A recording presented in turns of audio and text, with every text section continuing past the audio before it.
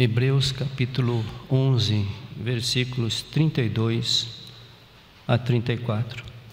Esse capítulo 11, os irmãos, em muitas Bíblias, o título desse capítulo é Os Heróis da Fé, ou Os Exemplos da Fé. E nós vamos exatamente, agora a partir desses versículos que nós vamos ler, o 32, nós estamos chegando ao final do capítulo, e o autor pergunta que mais ele vai falar além desses exemplos que ele já citou.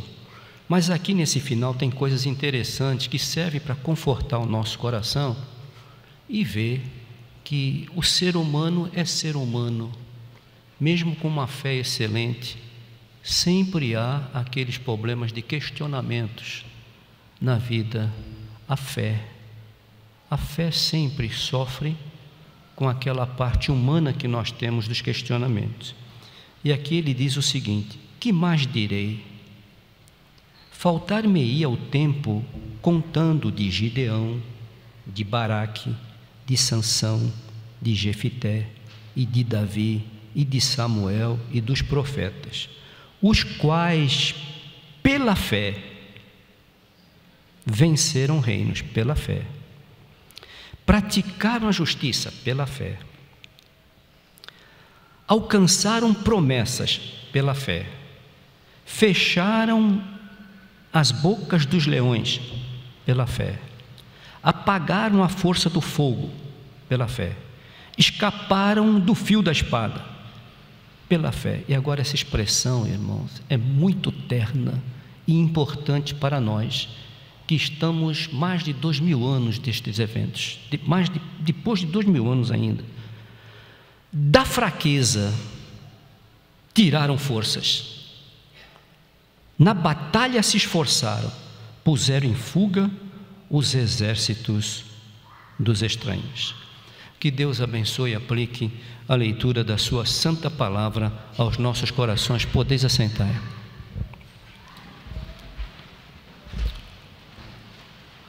Certa vez, lendo um livro, o autor disse o seguinte para os pastores, era um livro para pastor.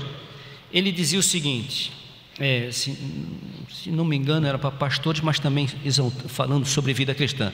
Mas ele disse uma coisa interessante, eu já falei isso aqui tem anos atrás, vou repetir. Pastor, no púlpito, olhe para cada semblante das suas ovelhas, olhe para cada semblante delas, e ali você verá, além de você, em cada uma terá um problema terrível que já passou, um problema dorido que está passando, ou ainda problemas difíceis que virão. Essa é a nossa vida. A partir do momento que nós entramos no mundo, Jesus falou, nós teríamos aflições, o sofrimento vem. Nós temos fase na nossa vida que nós estamos bem, nós temos fase que seremos invadidos pelos dias maus, e nesses dias maus, que Salomão fala que não são poucos, são muitos, ele fala, os dias de trevas são maiores do que os dias de luz, está lá no Eclesiastes, e o Eclesiastes é um livro bem colocado para o nosso dia a dia, o dia a dia do ser humano. É onde Salomão revela as suas preocupações, revela os seus questionamentos, e ele deixa claro que os dias de aflições, os dias de trevas, para nós são muito maiores que os dias de luz. Ou seja, dias de aflições serão maiores do que aqueles dias quando parece que tudo vai bem, nós estamos tranquilos. Muito bem, há coisas nesses dias de trevas que são difíceis de entender, e nós temos que admitir isso. Nós questionamos, Jó questionou, Jó tinha um enigma, esse enigma é nosso também, nós também temos isso. Quantas vezes nós questionamos, mas meu Deus, por quê?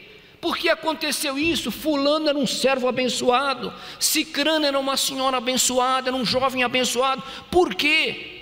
Por que nós temos que passar por isso? E esses porquês invadem a vida de todos nós aqui.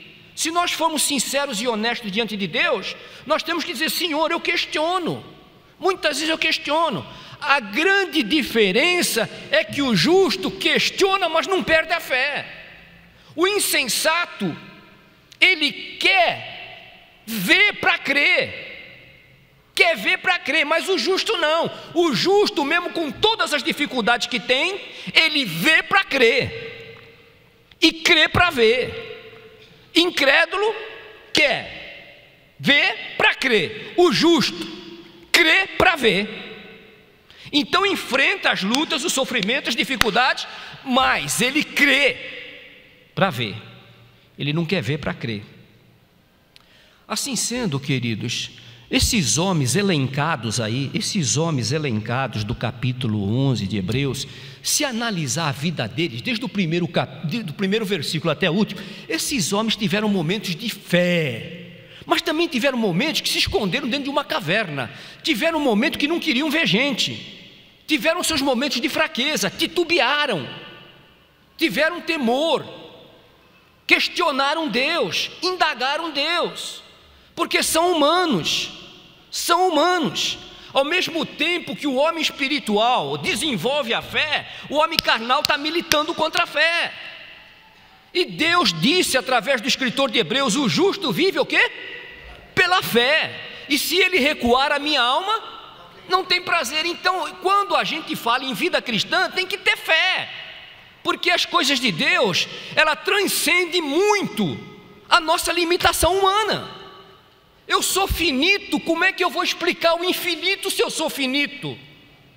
Como é que eu vou explicar coisas eternas se eu não sou eterno? A minha vida é limitada, a minha mente, a minha compreensão é limitada. Olha o que a ciência está fazendo. Todo mundo quer crer através da ciência, se dedica à ciência, e olha o mundo do jeito que está. Está tendo evolução? Está, em muitas áreas está, na ciência, tecnologia, isso tudo nós estamos vendo evolução, mas o homem está evoluindo, porque o homem não tem fé. E quando eu digo fé, é num Deus que criou ele do pó da terra, do barro mesmo, fez ele ali, colocou o sopro da vida nele. Como é que se explica?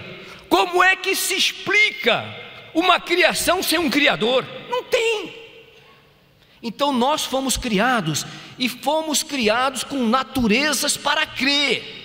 Agora, aqueles que creem de maneira errada, e há aqueles que creem num Deus todo-poderoso que criou tudo, um Deus sábio, perfeito, que governa tudo, que colocou as leis fixas da natureza, um Deus que governa as nossas almas. Mas por causa, não é nem por isso, por causa disso, que nós vamos estar isentos às aflições do tempo presente. Não estamos. Porque quando o homem pecou, lá no livro de Gênesis, a maldição do pecado entrou na terra, e Deus, ele é justo. O justo sofre, o incrédulo também sofre. O justo morre, o incrédulo morre. Ou pensa que só porque eu sou crente, eu vou oferir só bênçãos, e o mal não vai botar na minha casa, o mal não vai chegar no meu quintal, o mal não vai entrar dentro da minha casa. Não. O que eu estou livre, e esse foi o propósito divino para com o homem caído, pecador, o homem que desafiou o Criador. O propósito divino foi ele mesmo se encarnar, mandar Jesus Cristo para reatar o que o homem cortou e livrar o homem da maior desgraça que pode acontecer, que é partir desse mundo para um lugar onde não tem Deus, não há um vestígio de Deus. Então foi por isso que Jesus veio resolver esse problema mais sério de todos. E o que fizeram com ele? O sofrimento dele foi tanto, que por mais que o nosso sofrimento seja grande, nós nunca soube de alguém que chegou a transpirar sangue. Tamanha foi a dor, o sofrimento. Não conheço alguém que chegou a transpirar sangue de tanto sofrimento que teve.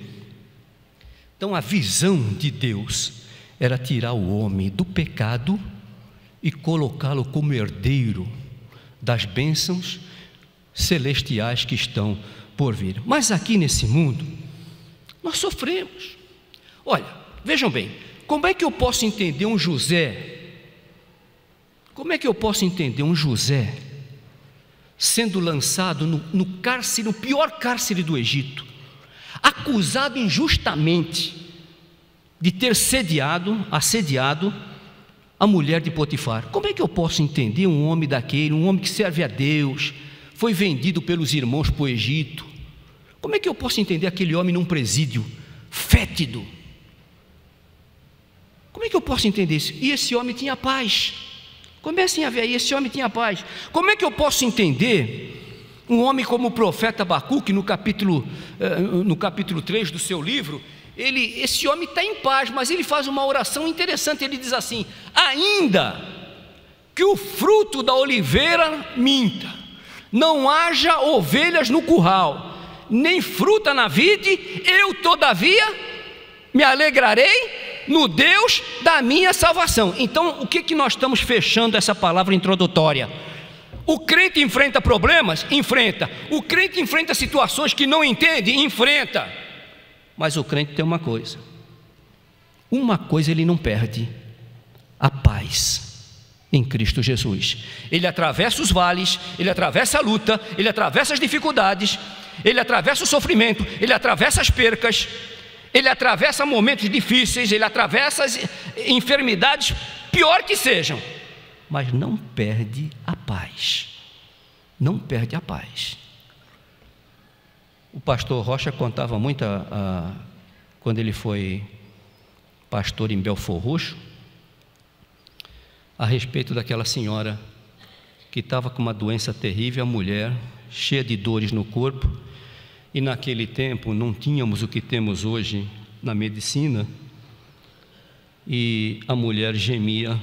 Ele entrou lá no quarto, no hospital, e a mulher disse: pastor, a dor é muito grande que eu estou sentindo, mas a paz que Jesus me dá é muito maior do que a dor que eu sinto. A dor é grande, pastor, a dor é grande, mas a paz que Cristo me dá é muito maior. Irmãos, é sobre isso que eu quero falar, irmãos. Paz no meio da tormenta, forças tiradas da nossa fraqueza, forças que nós tiramos da nossa fraqueza. Nós não somos fortes, não, nós somos fracos. Esses homens foram chamados de heróis da fé porque eles creram que Deus os capacitaria para atravessar os vales do sofrimento.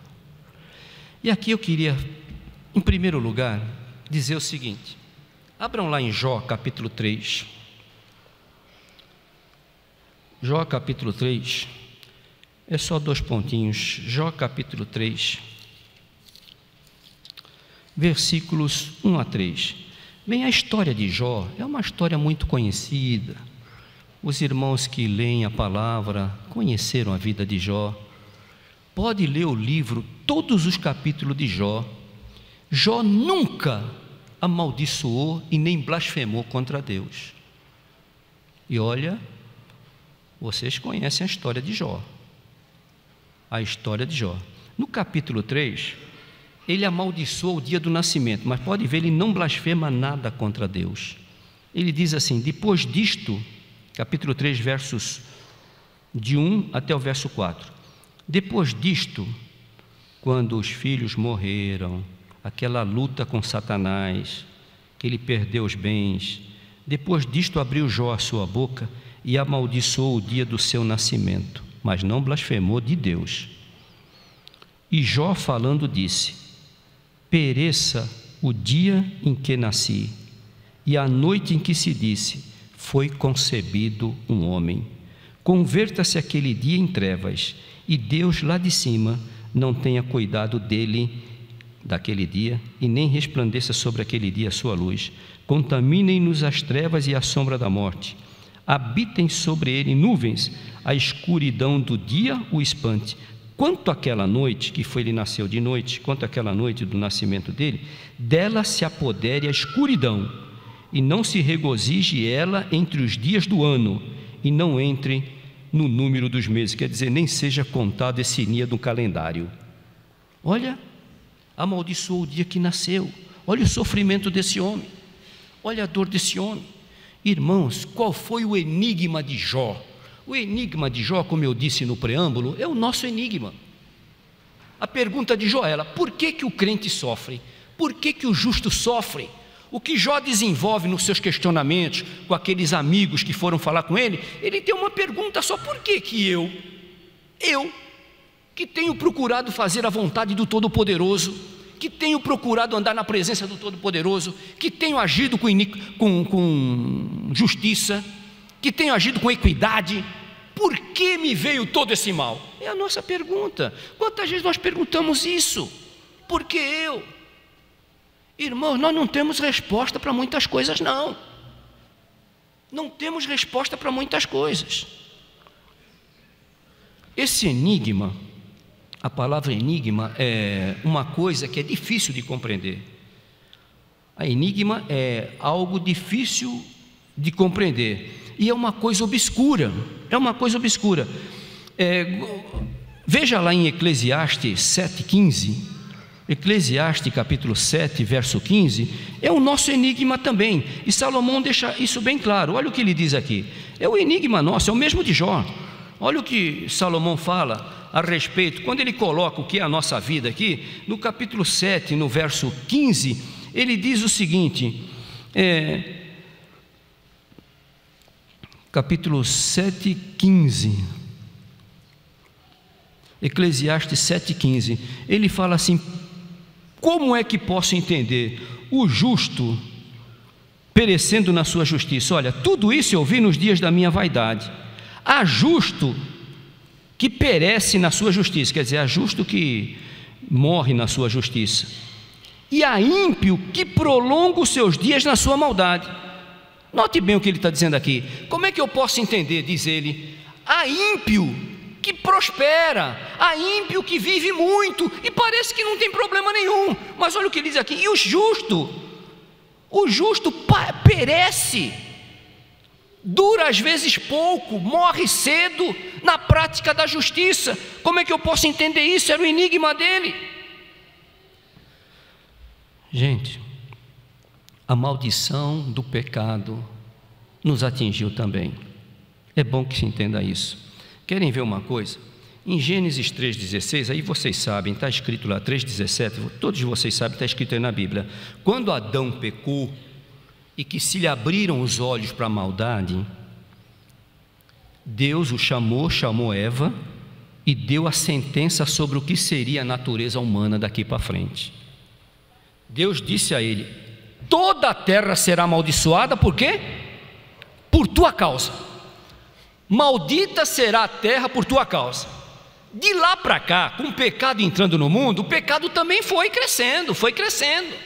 Tanto é que você vira 2 páginas desse capítulo 1 de Gênesis, você vai chegar no capítulo 4, olha o que o pecado já fez no capítulo 4. O que aconteceu lá? Um irmão matou o outro irmão. Era um rapaz. Abel era um servo fiel. Abel ofereceu a Deus um holocausto. Abel ofereceu a Deus o melhor que ele tinha. Caim zombou. Caim foi religioso. E o que Caim fez? Matou Abel. Entende? O pecado entrou no mundo. A primeira coisa foi um irmão matar o outro. O instinto assassino já subiu. E o que nós estamos vendo hoje no mundo? Violência, matança.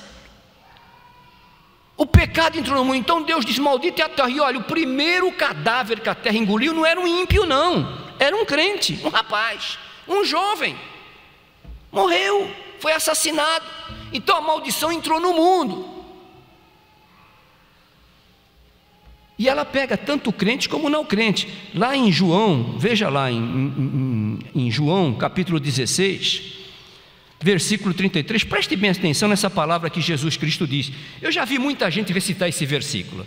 Já vi quando tem aqueles cultos que dá oportunidade para falar versículo, muita gente fala esse versículo. Mas será que a gente para imaginar? Será que nós paramos para entender o que está escrito aí? Veja o significado disso. João 16, verso 33, olha o que está escrito aí a palavra, o que Jesus disse: tenho-vos dito isso para nós os crentes, em mim tenhais paz.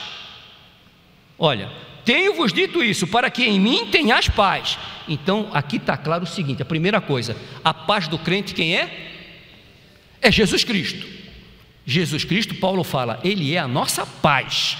A paz é só Ele que dá, é uma coisa sobrenatural, irmãos. É como aquela mulher, pastor, a dor é grande, mas Jesus Cristo é maior, porque a paz é Ele que dá, é algo sobrenatural, sobrepuja o entendimento humano.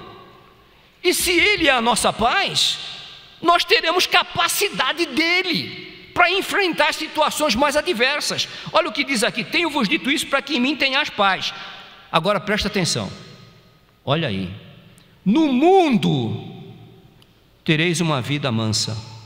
É isso que está escrito aí? O que diz aí? No mundo tereis aflições, é Ele que está falando. Nós vamos ter, temos. Isso é a nossa parte, não é que nós sejamos conformistas, não. Não somos realistas. Tão realista nós somos que pregamos isso, que crente tem problema, que crente chora, que crente adoece. Tem muitas religiões aí, eu determino que o crente não fica doente, não. Isso é papagaiada, isso é para comer dinheiro. O crente fica doente, o crente tem infarto, o crente tem derrame, o crente tem câncer. Por que não? A maldição do pecado está aí, gente. Agora lembrem-se, para entender bem isso, a solução da maldição do pecado, essa nós temos. Essa nós temos, e é o que importa para Deus. Essa nós temos. Então, queridos, olha só, a semente de Adão está em nós. O Evangelho não é uma apólice de seguro, não. Querem ver como não é uma apólice? Ainda em João, vá lá para o capítulo 6, versículo 25 e 26. João capítulo 6, versículos 25 e 26. Jesus multiplicou os pães. O início do capítulo fala sobre a multiplicação dos pães. Ele sai está lá em Tiberíades, vai para Cafarnaum, e ele faz esse milagre maravilhoso, e a multidão então é abastecida. Muita gente come da multiplicação dos pães que ele fez ali, um milagre maravilhoso. Agora, sobre esse milagre, note bem aí, olha aí, o povo gosta disso aí, gente. Essas religiões, essas igrejas que estão pregando prosperidade, cura física, prosperidade é casa cheia, é casa cheia. Pregar sobre prosperidade, pregar a cura do corpo, isso aí é casa cheia, é casa cheia. Põe uma faixa aqui: teremos aqui um grande pregador que vai curar. Nossa, falou na palavra cura e na palavra dinheiro, pronto, enche isso aqui. Vamos ter que ter 4, 5, 6 reuniões num dia só. Ninguém quer ser confrontado com a verdade. Tu é pecador e se morrer sem Cristo está perdido. Isso ninguém quer. O pessoal quer. Olha aqui a prova disso. Veja aí os versos 25 e 26 do capítulo 6. Olha o que diz aqui. Verso 25: e a multidão, achando Jesus do outro lado do mar, lembre-se, ele tinha multiplicado os pães e dado de alimentar essa multidão. Aí no dia seguinte o pessoal foi atrás dele, olha. E achando-o no outro lado do mar, disseram-lhe: Rabi, quando chegastes aqui? Olha só a resposta de Jesus, que conhecia o interesse dessa gente. Respondeu-lhe Jesus e disse: na verdade vos digo que me buscais, não pelos sinais que vistes, mas porque comeste do pão e vos saciaste. Está entendendo? Se o Evangelho fosse isso, se o Evangelho curasse o crente só, se o crente não tivesse problema de ter carro assaltado, não entrasse ladrão na casa de crente, o crente não ficasse doente, então, gente, essa humanidade toda vinha para cá: quero ser crente, quero ser crente. Aí eu teria que dizer: não, vocês não estão procurando Jesus, não, pelo que ele tem a falar. Vocês estão procurando Jesus pelo que ele pode fazer. Quer curar, uma apólice de seguro, e todo mundo ia correr atrás. O homem quer, como isso aqui já virou uma expressão de um pastor aí que já tomou conta de muitos, e é verdade. O homem quer as bênçãos de Deus, mas ele não quer compromisso com o Deus das bênçãos, não quer. Agora as bênçãos ele quer, mas o compromisso não. Deus cura sim, Deus cura sim, quando há uma missão ainda a ser cumprida. Ele cura sim, como nós temos aqui gente que foi curada de câncer, mas nós não vamos ficar propagandeando isso não, nós não vamos ficar pregando, nós pregamos é Cristo, mas também temos gente aqui que já morreu de câncer, temos gente aqui que já sobreviveu ao infarto, mas temos gente que não sobreviveu ao infarto, temos gente aqui que a casa foi assaltada, não apareceu lá um anjo e tirou a espada e disse, não vai assaltar aqui, porque aqui é casa de crente da primeira igreja, não vai assaltar não. Não existe isso, gente. Nós estamos debaixo de uma maldição de pecado. Agora existe sim, eu sei em quem tenho crido, e estou certo que Ele é poderoso para guardar o meu tesouro até o dia final. Ou me roubando, não me roubando, eu morrendo, eu vivendo, eu sou do Senhor, é o que interessa. O justo vive por fé, e se ele recuar, não se agrada. Irmãos, a verdade é a seguinte: quem realmente é crente, que teve um encontro com Jesus Cristo, não se afasta dele não se afasta. A gente chora, tem as nossas lutas, tem nossos questionamentos, mas o próprio Jó, lá no livro dele, no capítulo 13, verso 15, ele diz o seguinte: ainda que ele me mate, ainda que Deus me mate, é o quê? É nele que eu espero. Não vou correr para outro lugar. Vou correr para quem, gente? Para quem nós vamos correr? Para essas vãs filosofias? Vou correr para essas religiões mortas? Eu vou correr para religiões de Cristo morto? Eu sei em quem tenho crido, estou certo que Ele é poderoso para guardar meu tesouro até o dia final. É isso, irmãos. Agora gememos, sofremos, e até, entende, vem indagações na nossa cabeça, e é normal vir isso, é normal, mas não é isso que vai me afastar do amor de Cristo, porque Paulo diz: nem morte, nem sofrimento, nem angústia, nem qualquer outra coisa qualquer me separará do amor de Cristo Jesus, nada. Então, queridos, terminando esse primeiro ponto, quero dizer o seguinte: Evangelho não é apólice de seguro, e Deus, presta atenção aqui, para entender bem esse ponto, depois eu vou entrar na última parte. Deus não permite aquilo que nós não podemos suportar. Entenderam? Deus não permite aquilo que nós não podemos suportar. Em vindo o peso da provação, Ele nos dará o escape. Ou seja, em vindo a tribulação, os dias de trevas, seremos capacitados por Ele para enfrentá-los, não na nossa força, porque a nossa força não faz nada, mas na força do nosso grande Deus. Olha, eu conheci assim, acompanhando pelo Jornal Batista, o sofrimento de um pastor, se não me engano foi no Rio de Janeiro, pastor Mauro Israel. Esse homem desenvolveu um câncer nele, esse homem lutou o que podia lutar, tudo que a medicina podia fazer foi feito, e ele foi para um hospital, internou, e dali ele foi para o céu. Agora, no fim da vida, aquele homem deu uma palavra, eu tenho isso comigo até hoje. Ele disse o seguinte, para ver como Deus nos capacita a enfrentar o que nós temos que enfrentar, porque todo mundo aqui vai morrer, viu? A começar por mim, todo mundo aqui vai morrer, ou de câncer, ou de infarto, ou de derrame, seja lá como for, ou bala perdida, nós vamos morrer. Nós vamos morrer. Agora, nós estamos livres da segunda morte. Essa é a bênção, nós estamos livres da segunda morte. A primeira física, todo mundo morre, temos que cumprir isso, porque isso é bíblico.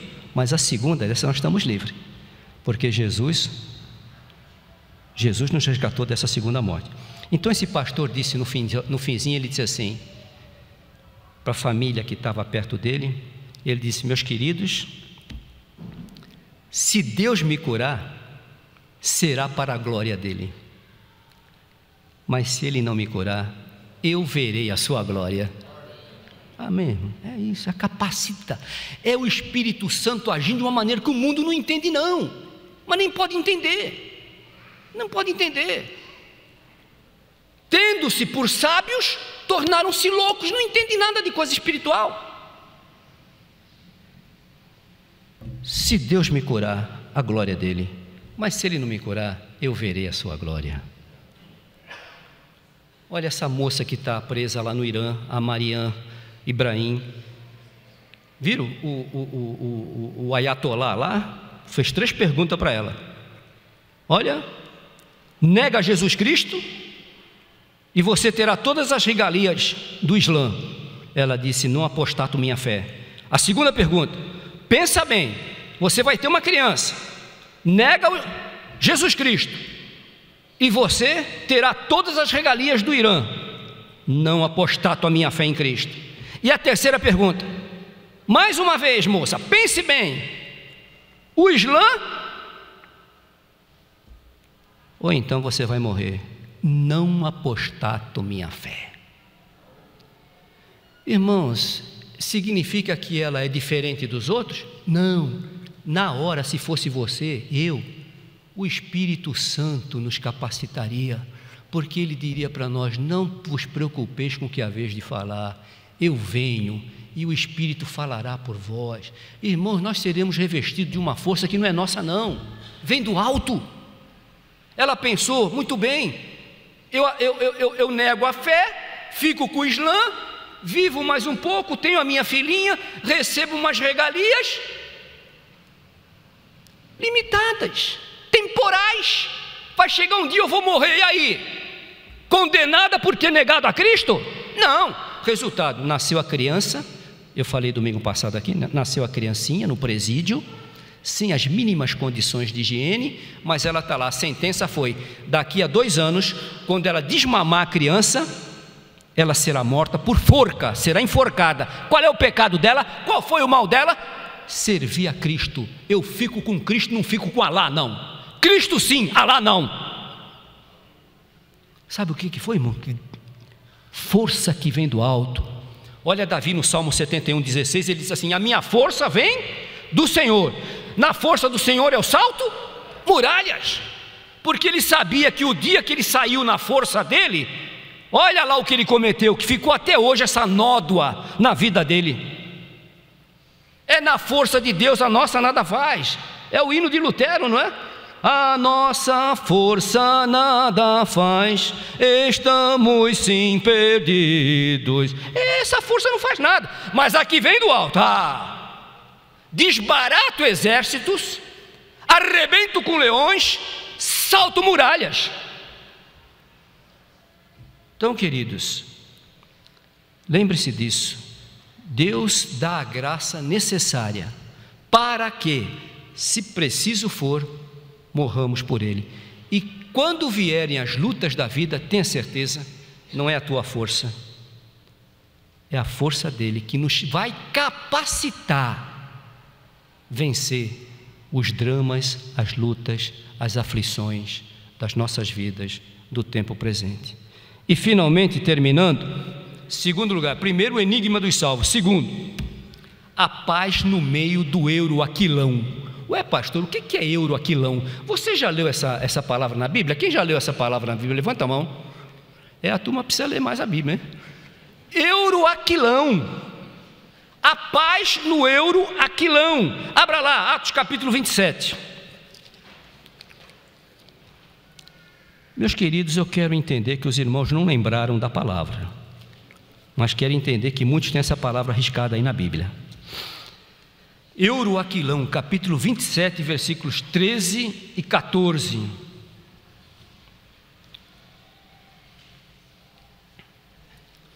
E soprando o sul brandamente, ao vento sul, soprando o vento sul brandamente, lhes pareceu terem já o que desejavam e, fazendo-se de vela, soltaram o barco à vela.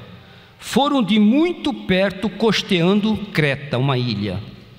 Mas não muito depois, deu nela, em Creta, ao redor dela, na ilha, um pé de vento chamado o quê?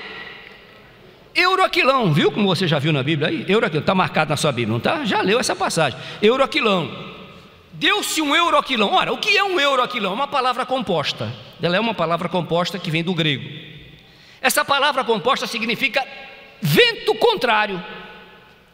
Vento contrário. Ou vento traiçoeiro.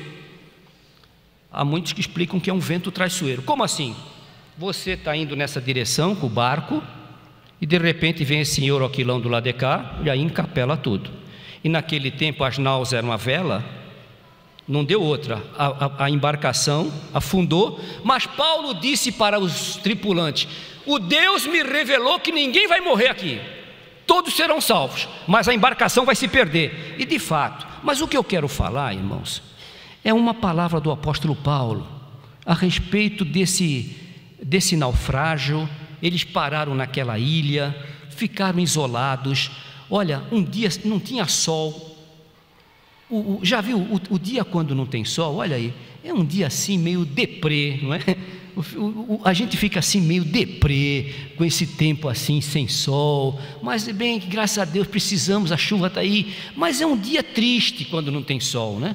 É um dia triste, fica triste. Agora note aí, veja aí no mesmo capítulo 27, veja os versos 20 a 22, olha aí, capítulo 27, agora pule lá para o verso 20 a 22. E não aparecendo, olha, vírgula, havia já muitos dias. O que não aparecia? Nem sol, nem estrelas, e caindo sobre nós uma não pequena tempestade, fugiu-nos toda a esperança de nos salvarmos. Mas Deus tinha dito: ninguém vai morrer, só a embarcação vai se perder. E havendo já muito que não se comia, quem é que vai comer? E havendo já muito que não se comia, então Paulo, pondo-se em pé no meio deles, disse: fora na verdade razoável, ó senhores, ter me ouvido. Vocês não me ouviram, porque eu falei para não partir de Creta, e assim evitariam este incômodo e esta perda. Ó, verso 22, mas agora vos admoesto a que tenhais o quê? Bom ânimo. Mas como é que alguém podia estar animado ali? Mas Paulo estava animado ali, estava animado. Agora, como é que pode? Não tinha sol, não tinha nada, um negócio terrível, ninguém comia, desespero, mas não, tem um ânimo, porque não se perderá nenhuma vida. Olha, irmãos, ânimo é uma coisa que a gente sabe, Deus está no controle de tudo. Paulo diz: tem bom ânimo, Deus está no controle de tudo. A gente não entende muitas coisas, mas quando a gente confia, quando nós confiamos que Deus está no controle de tudo, meus amados, é aquilo que vai ser a bênção na nossa vida. O pastor Isaltino escreveu, saudosa memória, um dos maiores professores que eu tive, e senti muito a morte desse pastor. Ele escreveu um artigo, no artigo ele dizia: graças a Deus pelas orações não ouvidas. E ele escreve de que ele hoje, com o passar do tempo, ele agradecia a Deus as muitas orações que ele fez e que Deus não respondeu, porque se fossem respondidas à maneira dele, como ele queria, estava fracassado. Eu tenho esse exemplo na minha vida, e às vezes eu falo para Ana: ô Ana, se Deus tivesse me ouvido, eu estaria perdido. Vassílios Constantinides esteve aqui nessa igreja, foi 17 de outubro de 2003. Lembram do Vassílios, aquele pastor egípcio, grego?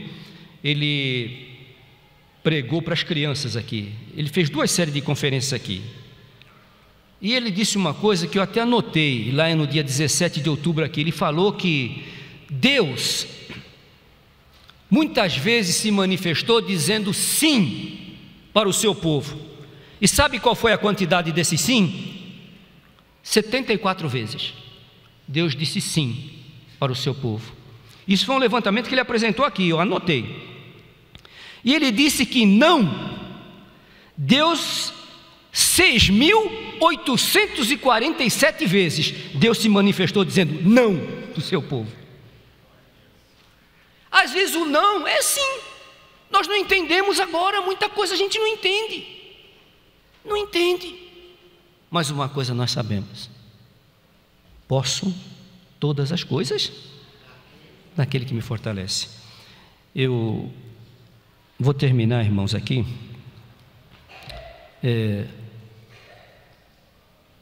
Uma boa parte de vocês lembram quando o pastor Esdras esteve aqui. Eu disse uma vez para a irmã Maria Emília que eu nunca tinha ouvido, nesses meus anos de vida cristã, quilometragem rodada, e como pastor, nesses 35 anos, eu nunca tinha ouvido uma mensagem sobre Filipenses 4,13 como aquela que ele pregou aqui. Porque normalmente, essa palavra, posso tudo naquele que me fortalece, primeiro já foi deturpado. Esse movimento de prosperidade, essas coisas todas, cura, já pegou isso e levou para lá. Mas não é esse o contexto. Não é esse o contexto. Segundo lugar, é a gente achar que tudo ele vai responder o que nós queremos. Não é isso não. Porque se ele responder tudo que nós pedimos, e o próprio Jesus falou que muitas vezes Deus não nos responde, por quê? Nós estamos pedindo mal. Pensamos que estamos pedindo bem, o bem para não, estamos pedindo mal. E Ele não nos dá. Eu tenho um exemplo muito forte disso na minha vida. E interessante, o Esdras esteve aqui, lembram o que ele falou? A igreja toda sabe do grande problema do Esdras. Ele tem uma menina, a menina está com 15 anos, parece. A menina depende dele para tudo. A menina nasceu sem as vistas, a menina não anda, a menina depende dele e da mãe, do pastor Esdras e da Mag, para tudo. A menina precisa para tudo, é dependente dele para tudo. Banho, tudo. Irmãos, ele disse aqui desse púlpito, eu gravei aquilo. Ele disse: irmãos, posso todas as coisas naquele que me fortalece, até ter uma filha como eu tenho, a Ana Paula. Agora a menina colocou uns olhos, como chama aquilo? Uma prótese nos olhos. A menina está lá, 15 anos, para as necessidades dela, tudo depende do pai e da mãe. Mas ele disse aqui: mas eu posso, naquele que me fortalece, eu posso ter uma filha assim. E creio que cada irmão aqui pode dizer: eu posso naquele que me fortalece, na cruz que está arrastando. Todos nós temos uma cruz, irmãos, ninguém vive sem ela não. Todos nós temos um espinho na carne. Paulo, o espinho era tão terrível que ele fez 3 orações: Senhor, livra-me do espinho. Senhor, livra-me do espinho. Não. Senhor, livra-me do espinho. Não, a minha graça te basta, porque o meu poder se aperfeiçoa na fraqueza. Então eu posso, naquele que me fortalece, conviver com o meu espinho, porque é esse espinho que vai me tornar cada vez mais dependente do Deus eterno. E é usando esse espinho que Ele vai aprimorar, aperfeiçoar a vida dos seus filhos. Porque quando tudo está correndo bem, hoje eu estava terminando o livro do profeta Oséias, não é? E o Senhor diz: quando eu der a fertilidade do solo, vocês plantaram. Quando eu mandava a chuva, vocês colheram, vocês beberam e se esqueceram de mim. Em outras palavras, está tudo bem nas finanças, está tudo bem com a vida, está tudo com saúde, vai tudo bem. Mas de repente pode surgir um euroaquilão, e ninguém está livre dele não. Ninguém está livre dos euroaquilões. Mas graças a Deus, tudo posso naquele que me fortalece. Chorando, queimando lá dentro, mas eu posso enfrentar o euroaquilão na força que vem do alto. É nele. Por isso que Paulo fala: se alguém se gloriar, que se glorie no Senhor. Porque, irmãos, seja o que for, o que Jesus fez por nós é incomparavelmente melhor. e nos livrou da miséria do pecado e nos reservou a eternidade com Ele, onde não vai haver uma gota de lágrima de nenhum de nós, nem dor, nem gemido, nem sofrimento. E Paulo conclui dizendo: e ali nós viveremos para sempre com o Senhor. E digo mais uma coisa, irmãos: viver a vida cristã aqui já é um pedacinho do céu. Amém? Tudo que o mundo tem para oferecer, nada pode ser comparado ao que Cristo nos deu, pelo amor do seu Pai e pelo seu sacrifício na cruz do Calvário.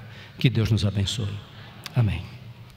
Senhor, leva-nos em paz para os nossos lares. Te agradeço, Senhor, pela chuva que o Senhor tem mandado e também, ó Deus, pela chuva de bênçãos que nós temos recebidos, pelos momentos difíceis que já passamos. Atravessamos o vale, como o salmista mesmo disse: bem-aventurado aquele que assiste na casa do Senhor, porque quando vier atravessar o vale de Baca, fará desse vale árido e estéril um manancial de bênçãos. Te agradecemos, ó Pai, ajuda-nos a termos a força do Senhor, sempre nos capacitando para atravessarmos não somente as provações, mas termos a nossa vida cada vez mais moldada à semelhança de Jesus Cristo. Traz-nos aqui à noite, Pai, que o povo venha louvar o Senhor, render graças ao Senhor, porque isso aqui é um pedacinho do céu, Senhor, e que o Senhor nos ajude, livrando-nos de toda a obra do mal e nos capacitando também para enfrentar as obras das trevas.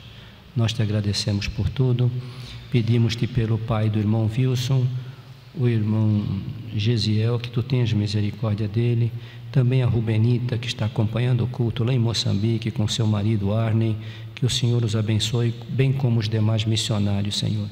E os demais enfermos também os entregamos nas tuas mãos, para que o nome de Jesus seja glorificado na vida de cada um. Em nome de Jesus e para a sua glória. Amém. Terminando o piano de tocar, vamos nos confraternizar na área do templo. Cantina não terá hoje. Hoje não teremos a cantina.